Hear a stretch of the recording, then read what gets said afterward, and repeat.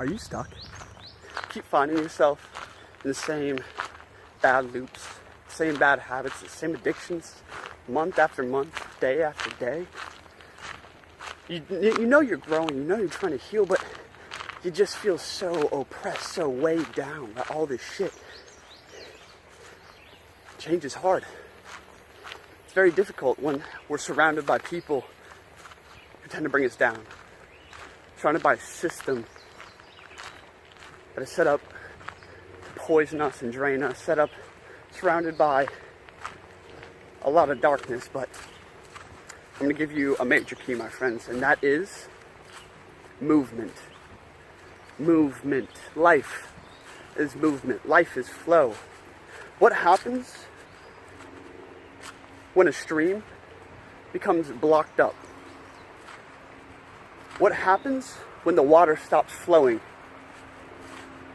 The fish die. Algae grows on top. The water gets a bad smell and animals will not drink from it anymore. That is because the flow has stopped. If the flow continues, that water remains clear, fresh, rejuvenated, and thriving.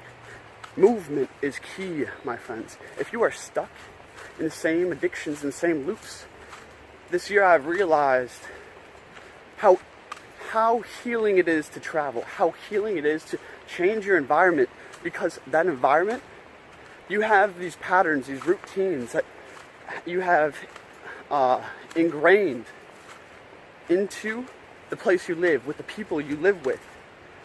Change your environment. Key number one.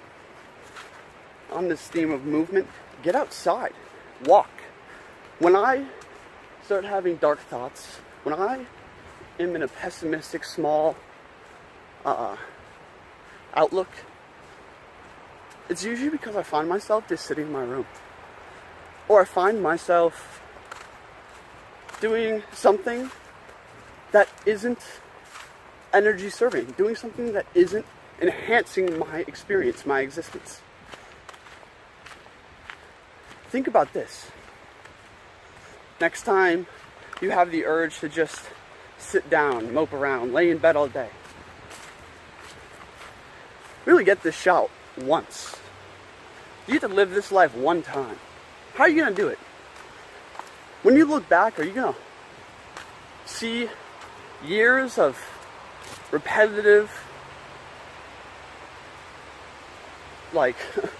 just shit, things that you didn't want to do? Move, take the risk, leave your job, stop doing what everyone else is doing. Move, movement, walk, say no to everything that isn't exactly what you want to do. This is where a lot of people step back and say, no, I can't do that. I can't tell off my boss. I can't quit this job. I can't say no to my family. And oftentimes, you're right, you can't right now. But at the same time, we are infinite. Our birthright is freedom. At the same time, every limitation you put on yourself, every goal for the future, every plan, every single thing that you have in your mind for the future is your cage, my friends. It's time to steal the damn prisoner's keys, the prison keeper's keys, and open that cell. It's time to get the chains off the mind, because the moment that your mind is allowed to think freely, that your mind is no longer blocked up, is no longer the stagnant water of death, you can flow mentally. And when you can flow mentally, everything opens up. You see, I get it. Leaving your job for the unknown, moving away from home, it's uncomfortable. It's fear. There's a lot of fear there because it's unknown. It's uncharted territory.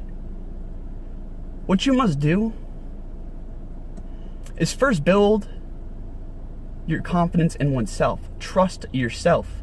build yourself, invest in yourself, build skills, build your knowledge to the point where you can rely and trust yourself 100%, when you can love yourself 100%, even if you're just out in the wilderness, metaphorically. The second thing you must do is release.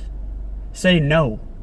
Let go of things. The reason that you can't move away from home is because all these attachments to the people that bring you down every day. Attachments to the car that rules your life. You see, my friend's mom was so excited because she got a new car. She's been working really hard for that. I just laugh. You see, people do not possess things. They are possessed by possessions. You see, she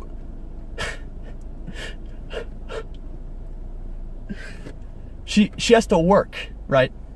So she can pay for her box, her home, right? So, and her other box, her car.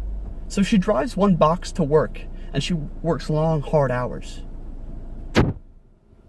so that she can drive a better box to work the next year, so that she can upgrade the box of her home. It doesn't make sense, people.